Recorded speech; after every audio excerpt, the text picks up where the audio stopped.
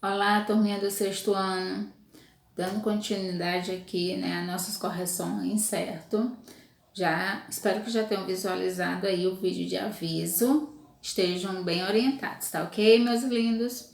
Vamos aqui no capítulo 2 de História, das cavernas às cidades. Vamos lá na seção Explore seus conhecimentos. Vamos iniciar as correções, tá bom, meus amores?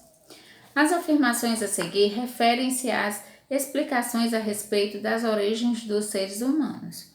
Assinale V para verdadeiro e F para falso. Vamos aqui na letra A.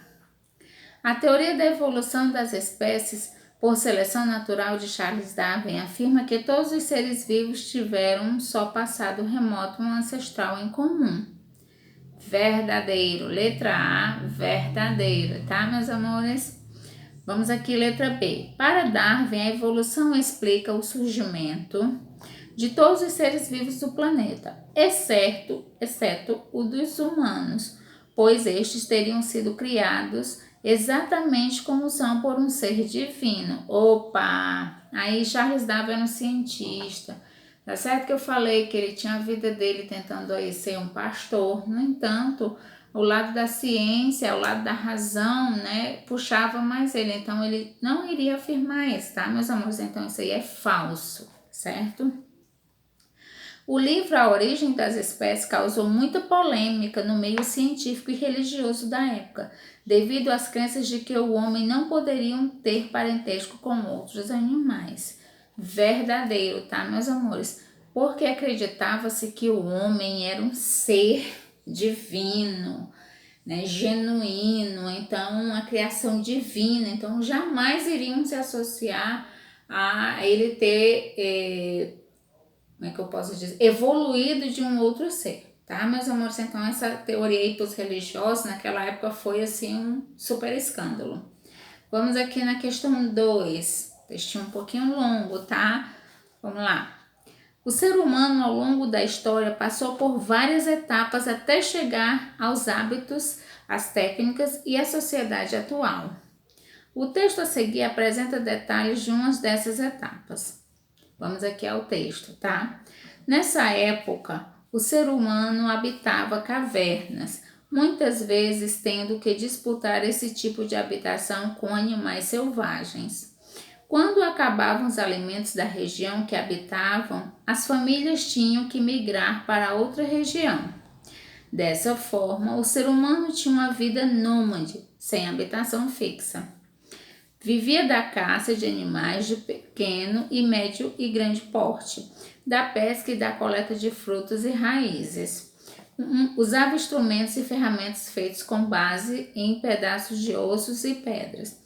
Os bens de produção eram de uso de propriedade coletiva. Então, eles viviam em grupo, mas se um tinha uma ferramenta, todos poderiam utilizar aquela ferramenta, certo? Não é me pertence, é nos pertence, tá ok? Vamos aqui ao questionamento. O texto acima se refere ao período neolítico.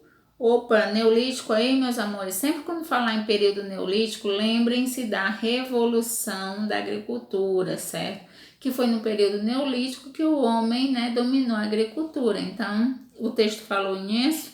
Não, ainda falou coletores, caçadores, mas não produtores, tá?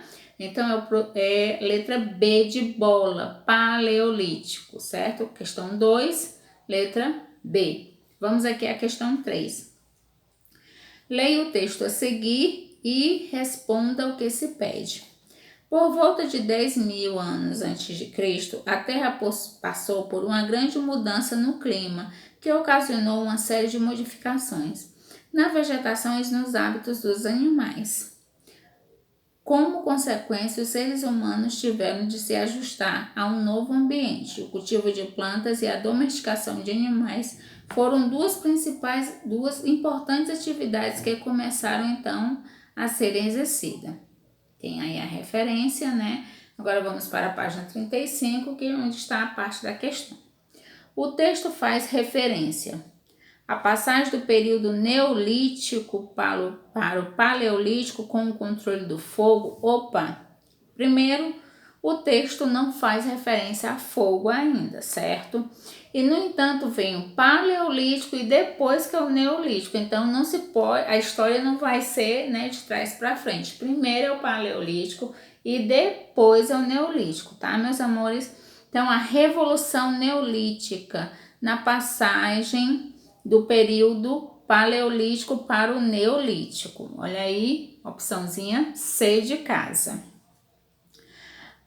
Questão 4, vamos lá. A Revolução Neolítica possibilitou o desenvolvimento das primeiras cidades por volta de 5.000 anos de Cristo. Analise as afirmações a seguir e assinale a alternativa correta. Vamos olhar aqui as opções. Opção 1. Nas primeiras cidades já ocorreu o processo de estratificação social, na qual alguns grupos se tornavam mais importantes que outros.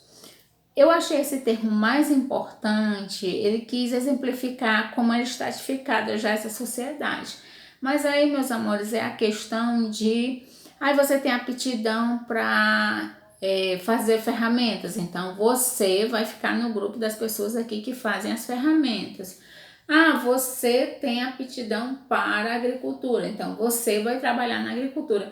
Não é que uma atividade fosse mais importante que a outra, mas era a aptidão de cada um que levava em conta que lugar ele ia ocupar naquela sociedade, certo? Mas essa primeira opção aí está correta, mas queria abrir esse parêntese aí com vocês, tá? Com o surgimento das primeiras cidades, houve também a invenção do dinheiro, de modo a facilitar a troca de mercadorias entre diferentes grupos humanos. Olha só, a gente está falando de 5.000 anos de Cristo. Quando a gente estuda feudalismo, ainda não é esse conceito de dinheiro, porque cada feudo tem a sua moeda, tem seus pesos, suas medidas. Como o homem ia ter essa concepção de dinheiro, né? Então, essa aí está errada, tá, meus amores? Opção 3. O desenvolvimento das primeiras cidades provocou grandes transformações sociais, que possibilitaram inclusive o desenvolvimento das primeiras civilizações humanas em diferentes regiões do planeta. Essa está corretíssima, ok? Então a opção correta é E de elefante. Somente as afirmativas 1 e 3 estão corretas. Ok, meus amores? Vamos aqui na quinta questão. Como você viu nesse capítulo, a vida sedentária trouxe grandes vantagens para os grupos humanos. No entanto, ela também significou novos problemas. A riqueza das cidades atraía saqueadores, o acúmulo de lixo provocava doenças. O contato direto com animais domésticos deu origem à virose, como sarampo ou gripe. Quais você acha que são os principais problemas de sua cidade nos dias atuais? Mais uma vez, aqui é a resposta pessoal, mas lembrem-se que eu estou sempre comentando com vocês, por mais que seja qual a sua opinião, essa questão aqui, eu vou ganhar ponto na prova, porque ela é ela é resposta pessoal, mas tem que ser coerente. Lembrem-se da coerência, certo? Você vai falar que o problema da sua cidade é o acúmulo de neve nas ruas, nas estradas. Você vai estar usando aí da coerência? Não, então a sua resposta é pessoal, sim. No entanto, ela barra nesse critério de ser coerente, tá bom, meus amores? Letra B. Quais são as diferenças entre esses problemas e aqueles enfrentados pelos primeiros grupos sedentários? Mais uma vez, usem e abusem da coerência, tá? Observem quais são os problemas do bairro de vocês e faça essa comparação com os problemas que o homem apareceu lá nos primórdios, certo? Na vida humana. Tá bom, meus amores? Vou ficando por aqui. Espero que tenha sido produtivo aqui em nossas questões. E qualquer coisa, tiver dúvida quanto a outra questão, me envia lá um recadinho no Classroom, tá? Beijo, beijo e tchau, tchau, crianças.